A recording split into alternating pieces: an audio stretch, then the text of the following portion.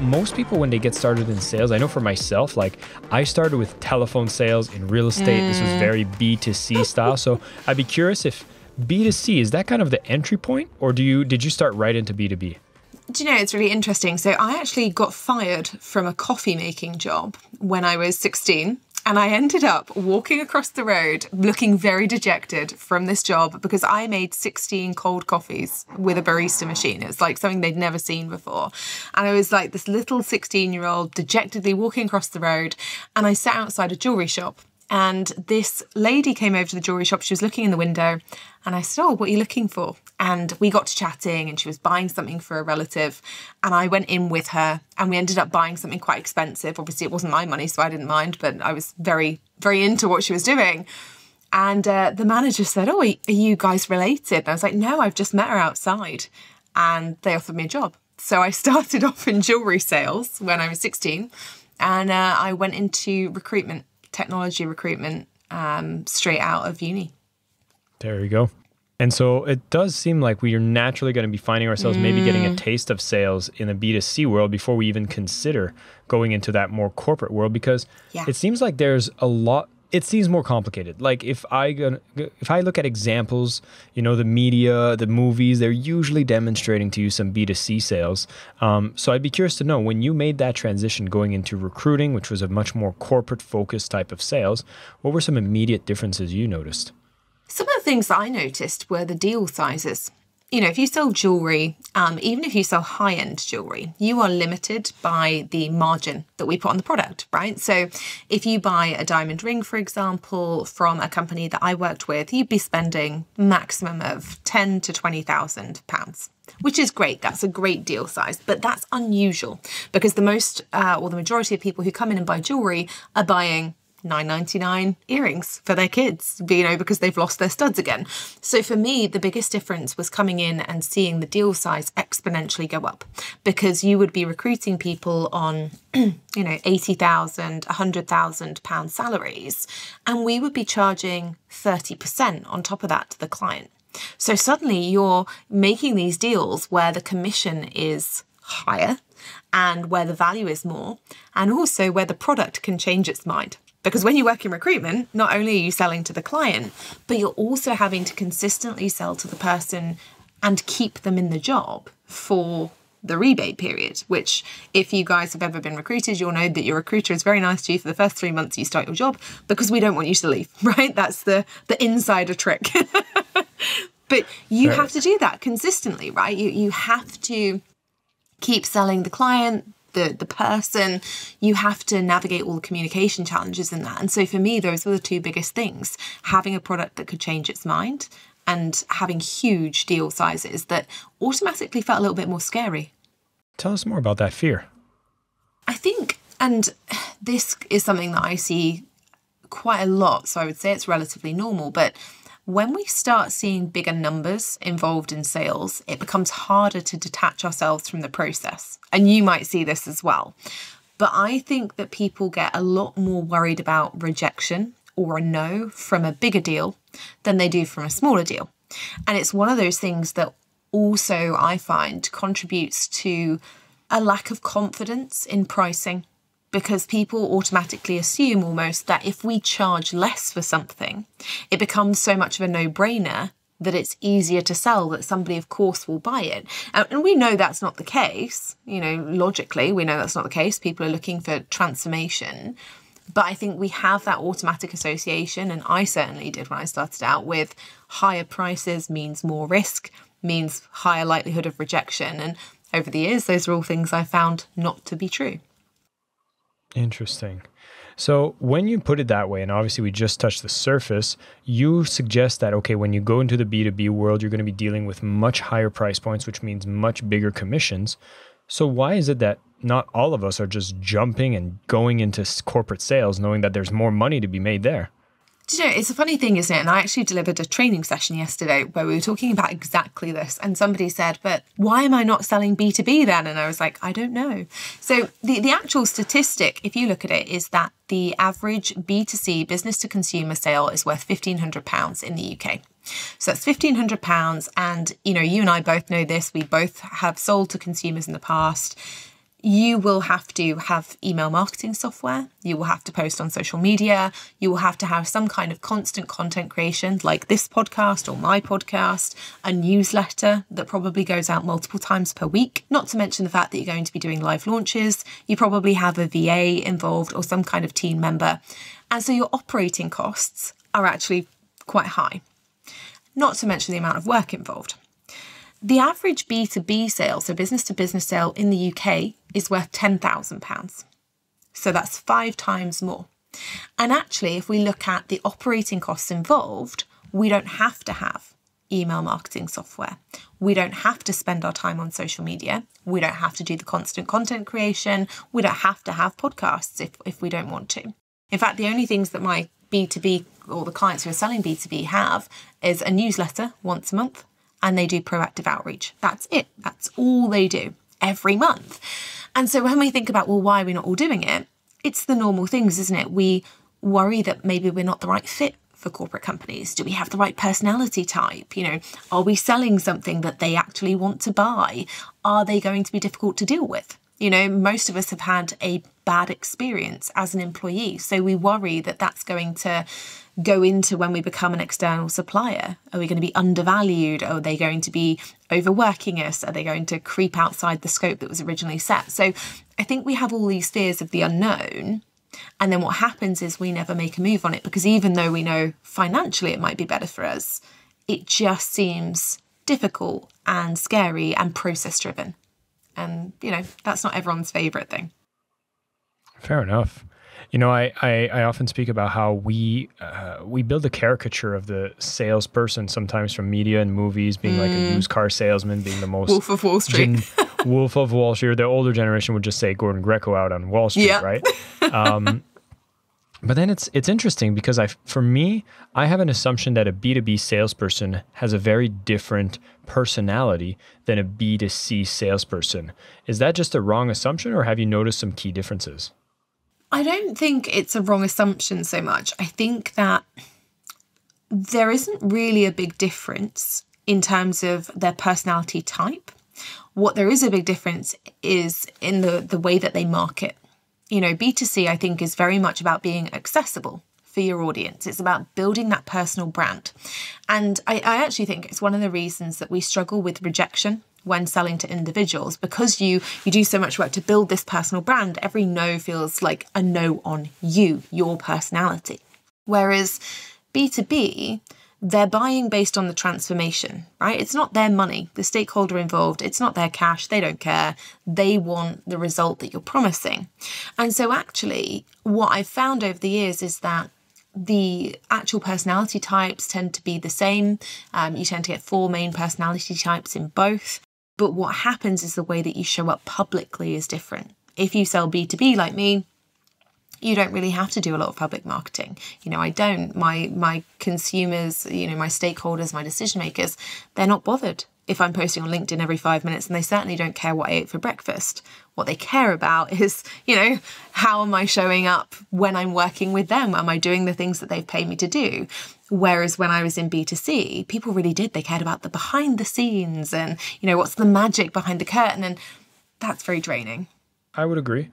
There's a lot of work that goes into having a market and have your personal brand. And if you're saying that going into B2B space doesn't demand that as much, then there must be some other activities that are quite important to do in the B2B space. And I'd be curious to know, what are some of the main activities that a B2B person needs to do in order to be successful that we might not see as many people doing in the B2C space? I think the biggest difference is the proactive outreach. I think it's the bit that scares people. When you say proactive outreach, everyone thinks cold calling. And don't get me wrong, you can cold call if you want to. Most people do not. I do it for fun. Sometimes I will literally go into client spaces with the sports teams that I work with, and I'll just do it for a laugh because I enjoy the adrenaline. But when we talk about proactive outreach, essentially what we're talking about is qualified lead generation. And that just means targeting the right stakeholders who are going to A, be interested and responsible for your area of specialism at the organisation they're working for, and B, have the budget to pay you. And however you choose to do that is fine. You can do it through LinkedIn, you can do it through cold email outreach. You can even do more interesting things like speaking for leads at corporate conferences or going to networking events or hosting your own executive roundtable. But I think that we almost forget that if we're operating a B2C business, we're doing lead generation all the time, but we're thinking about it like a funnel. I know that you'll all be listening to this being like, okay, we've been in the online marketing while, we know what funnel is. But essentially with a funnel, we're talking about a triangle that's upside down, aren't we? And what happens is we're supposed to get as much volume in the top as we can. We're supposed to get as many people in the top of our funnel as we can. And the hope is that through our content over time, we'll whittle them down into buyers. So that tiny point at the triangle at the bottom is your buyers. And for me, that's always felt a little bit pointless, a little bit, I'm lazy, so it's not the quickest way to get to the goal, right? And for me, spending thousands of pounds on Facebook ads to get this volume of potentially unqualified leads in at the top, and then create podcast episodes, newsletters, launches, free webinars, all the stuff that we do to hope that a tiny percentage of those people will buy, seemed like a lot of time, energy and money spent to do something where I was going to make 5 times less. If we think about B2B in the same way, what we actually do is we flip the triangle. So that tiny point of the triangle that was previously buyers from a B2C funnel is actually the stakeholders or decision makers in companies that we target. We make a list of the job titles. We make a list of 3 to 5 people in each organization that we think, they are going to be either responsible or interested in our area of specialism, and they're probably going to manage a budget. And we proactively target them with one method of lead generation.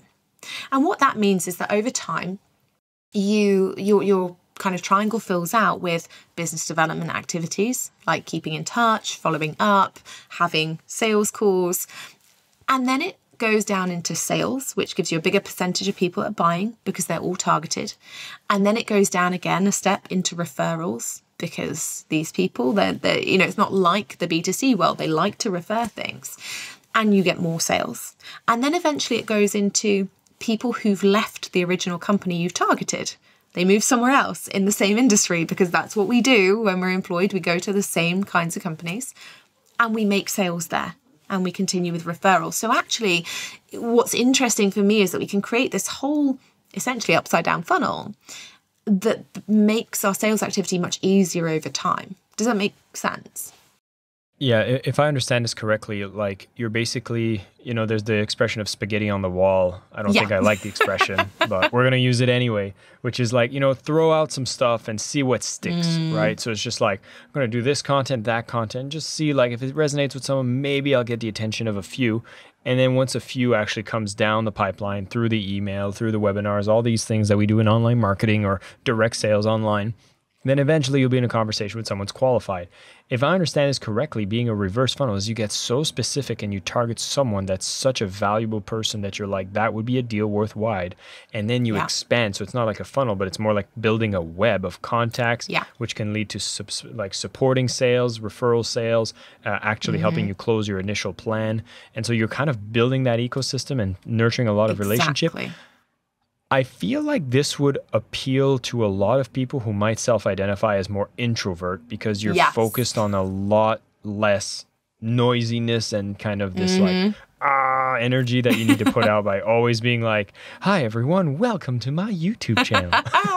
Yes. And by the way, I've been there. I've done the Facebook Lives for a year and been like, oh my God. And as an introvert, if we look at the traditional definition of introvert as being somebody who does not recharge their energy by being around people and finds it draining, then yes, 100%. Because you build those more in-depth relationships where you actually know the stakeholder well and where you can become a consultative sales partner because you're talking about what matters to them, what their problems are, why they have fixed something or haven't fixed something, and what that's going to look like moving forward.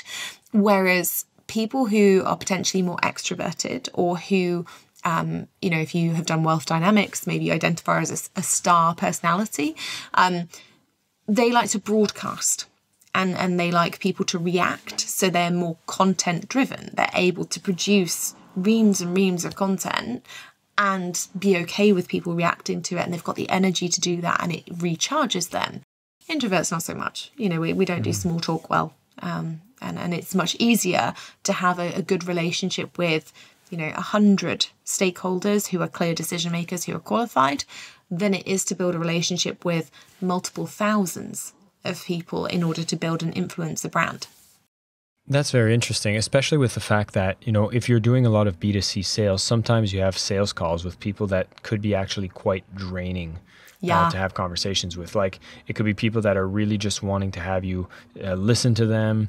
And, you're trying to offer as much support as possible, but you might be investing, 30 minutes, 1 hour for it not to lead to any kind of activity, and also not leading to any significant kind of asset building, because you speak to the lead. It's not going to be something that becomes a node within your network that could potentially open more business. As much as I would see every single conversation in B2B, you never know where it can connect the dots to something more relevant.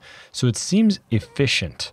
Yeah. And again, with everything we're saying here, now we're making a pretty good case for the B2B side. And I know you've helped a lot of entrepreneurs and like people actually either start from zero and get into B2B.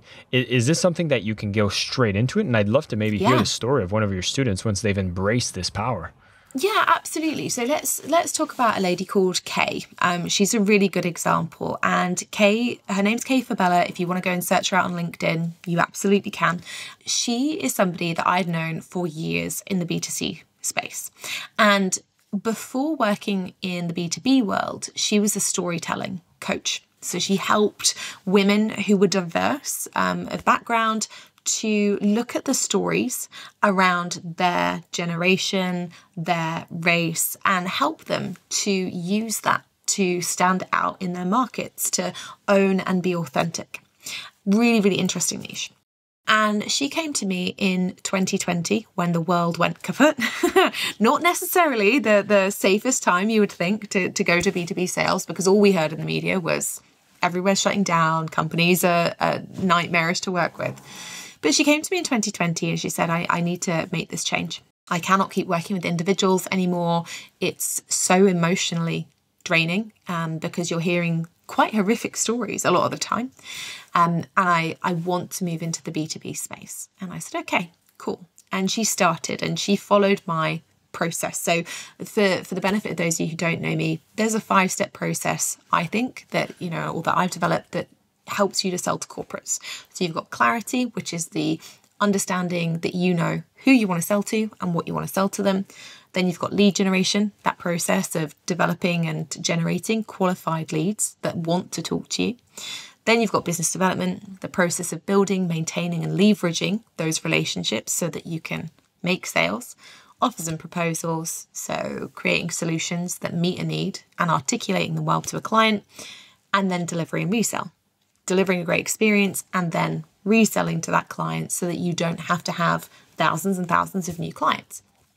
So she embraced this process, and within her first 6 months, she was head down in lead generation. She decided the technology, the industry she wanted to work with was technology. So she was out there and she was doing her lead generation using LinkedIn. And so she was proactively searching for stakeholders and decision makers, messaging them using the customized templates. And she was building this database of leads and booking these calls. And she decided that she wanted to put a new method of lead generation into the mix that could give her some real solid relationships. So she hosted an executive roundtable. And I remember her saying to me, she was like, but who's going to come to this roundtable where I'm talking about the future of the industry, because I'm just this one person? And she invited big name companies, and surprise, 6 of them showed up. And she had this amazing roundtable and she talked about the generational differences in technology companies. And she created this incredible report from it, sharing their insights for other stakeholders in other organizations to read. And that actually led to her making her first 6-figure month ever. So not only was it her first 6 figures, but it was her first 6-figure month ever. And she had her first 100K month in July 2021. which was huge. Up until that point, she'd been making sales. She'd been, getting the 10K sales, the 15K sales. But this was her first big month, which was arguably like huge. That's an impressive amount of revenue to generate in 30 days. And from there, she went on to continue following the process to build out those relationships deeper with companies like PepsiCo, with companies like Facebook, Meta, Instagram, with companies like Red Hat, the CRM system, ActiveCampaign. So some familiar names here for you guys. And she sold to these companies and she is supporting them with diversity, equity, and inclusion strategies. And that's continued. Kay's business is still going great guns. She's had, she had her first multi-six-figure year. She's on track to do the same again. More importantly, she is helping companies that we use every day to make the lives of their remote employees better, to help, during key incidents that we could never have predicted. She was the support for a lot of companies when the George Floyd incident happened. She was the support for a lot of companies when they realized that actually Asian employees were being treated differently because of the media representation of the COVID pandemic. So she has been behind the scenes on some of the major inclusion projects in companies around the world. And I think that is a huge impact to leave. That's really incredible. And already you can see that journey is like, for some people, the 6-figure month might not even be in the realm of possibility. And I think for someone like your student, like, she broke that and now she's like, wow, this is possible. And then you just keep going with this new frame of reality. I think that's absolutely incredible. And again, you spoke about the habits of what she needed to do, which was the prospecting and doing these things to bring the industry together. Again, it's all sounding amazing. And I'd be curious to know, like, there's got to be some tough aspects here. And there's got to be some things that we need to develop within ourselves before we become someone that's qualified and can be taken seriously in a B2B world. Because I think a lot of us might be intimidated to go to corporate and look ridiculous. I think a lot of us look at a corporate company and, because I've got multiple clients, for example, who work with Netflix. And Netflix are one of my favorite companies in the world. I love watching TV. And they've always said to me, but Jess, why would they want to work with me? And I think, we can get really in our head about being a small supplier or a small business owner. But actually, it's so much better for big companies because as smaller organizations, we can be far more adaptive. We tailor things in a way that bigger organizations can't. And when they pay a small supplier, they're not paying the operating expenses to have fancy offices in a big city in the world. They're not paying for that company to keep the lights on. They're not paying for an expensive graduate program where somebody with zero experience is turning up and potentially delivering something that is a huge project for them. They're actually paying for people who've got the benefit of years of expertise in their area of specialism, who probably are very passionate about it and therefore reading around their topic regularly or listening to podcasts and things to develop, or even taking additional certifications. Again, none of these things, additional certifications and qualifications, are not necessary to sell to corporate companies. But if you are passionate about your area of specialism and you have them, it's definitely a selling point because it's proving that you are doing your own development to become better, to deliver better results. But I think, the main reason that, or the thing that people find tough about selling to corporates is we think we have to pitch them right from the beginning. And I don't think that that's true. We've all watched Wolf of Wall Street, and I think one of the things that people take away from that film is that company made a load of money selling scam things. And that essentially that's what Jordan Belfort did. There's no shying away from that. But if you look at the actual sales perspective of that film, the quote we all remember is the "sell me the pen," right? We remember, oh yeah, and you just have to ask them, well, do you write your name? And they can't, so they have to buy your pen. Now, real life isn't like that. That's not how it works. But what we actually look at throughout that film, if you look at the examples, whenever he is on the phone, he talks to people and is genuinely curious about why they are doing something or why they're not. Or at least they feel that he is genuinely curious. Whether he is or not is, up for debate majorly. But that's what we need to do with corporate companies. When we're talking to stakeholders, it is not a case of, hey, let me pitch you this thing. Let me show you what I've got. Let me tell you how great my workshops or my lunch and learns or my coaching is. Actually, it's about saying to that stakeholder, okay, so can you frame the problems that you're having for me in the context of my area of specialism? So, how are your salespeople performing? Is it good? Is it bad? And if it's bad, okay, why do you think that is? So that you can get as much information about the problem as possible. And then they're self-identifying along the way. Well, actually, yeah, we do have an issue. And actually, that issue is costing us a lot of time or money or energy. And maybe we should fix it. And because you're the person asking the questions, you're automatically demonstrating that credibility that we worry about so much. And actually the stakeholder comes to you and says, well, you've helped us realize we've got this problem. So can you help us solve it? Can we buy from you? What do you have? It removes the need for the pitch. And it helps you, I guess in the best way, sell without being salesy, which is what everyone seems to want these days. But essentially what we're talking about is those transparent conversations where we are interested in other people. I was going to say, this concept of salesiness, do you think it's something that would be necessary in B2B, or is it something we should be completely tossing away?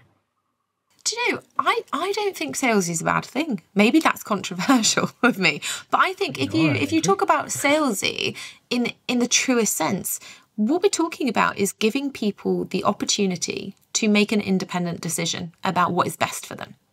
So when we talk about being salesy and offering somebody the opportunity to make a decision, they get to say yes. They equally get to say no.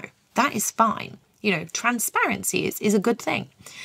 I think where people go wrong is when they try and hide that they want someone to make a decision about something.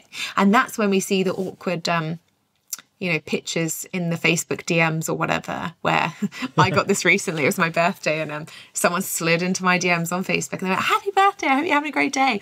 Also, just in case you eat too much cake, would you like this Juice Plus link? I was just like, All right. I was like, that felt a little bit gross. But if they'd have done it differently, potentially, would I have seen it in a different light? Yeah, maybe.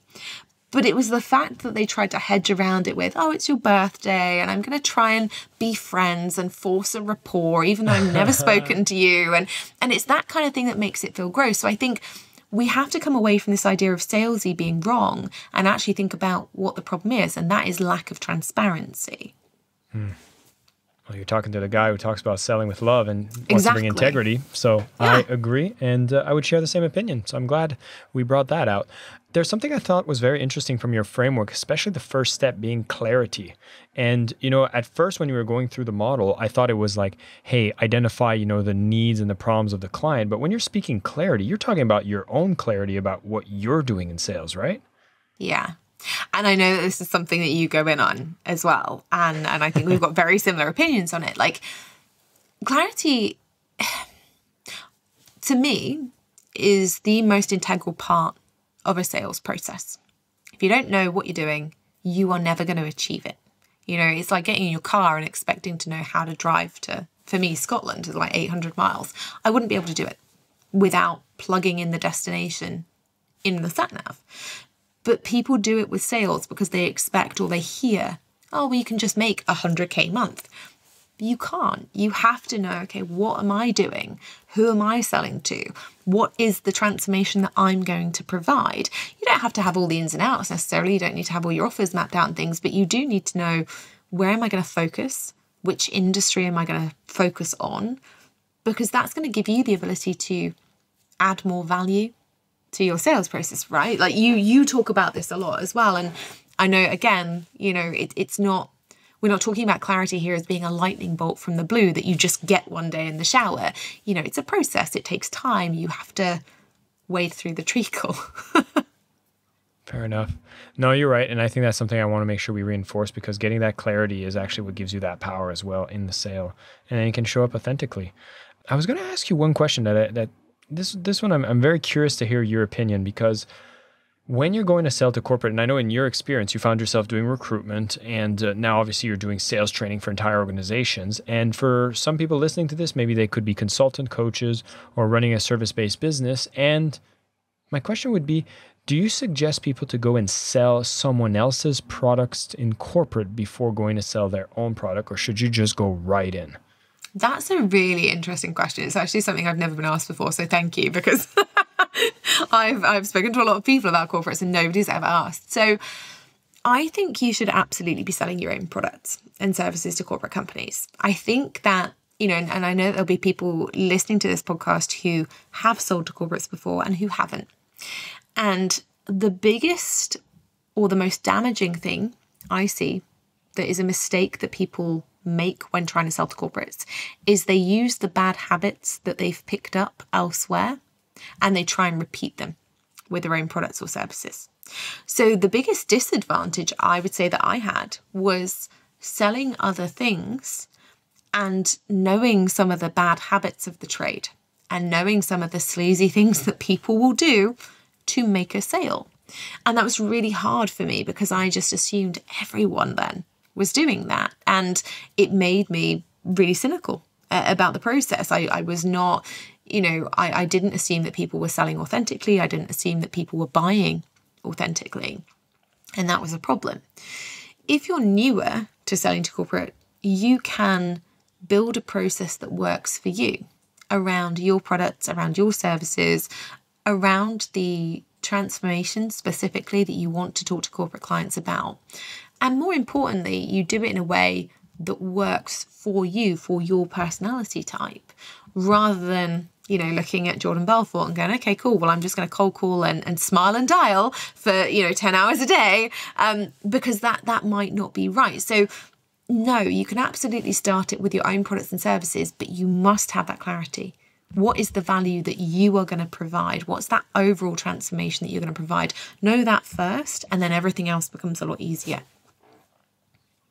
Jess, this has been a fantastic conversation in the world of corporate. And what I want to suggest for anybody who's curious to go more into the tactical and understanding the journey of going into corporate, I'll suggest you to go to selltocorporates.com. We'll have a link in the show notes as well. Whether you're looking to sell to corporates yourself or you want to team train the entire sales department into selling better to corporates, Jess does these trainings and so much more. You can even listen to her podcast as well. And there's one question, Jess, that I love asking every guest who comes on the show, which is, you are on the Selling with Love podcast. So I'd love to ask you, what does selling with love mean to you?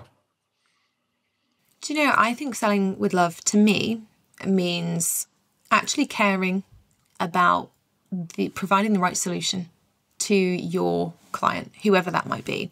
And that means selling the right thing every time, whether it is deemed by you to be too expensive or too cheap, because that is always going to get you multiple sales and it's going to make your client feel good and it's going to give you good delivery. And that's ultimately what we all aim for.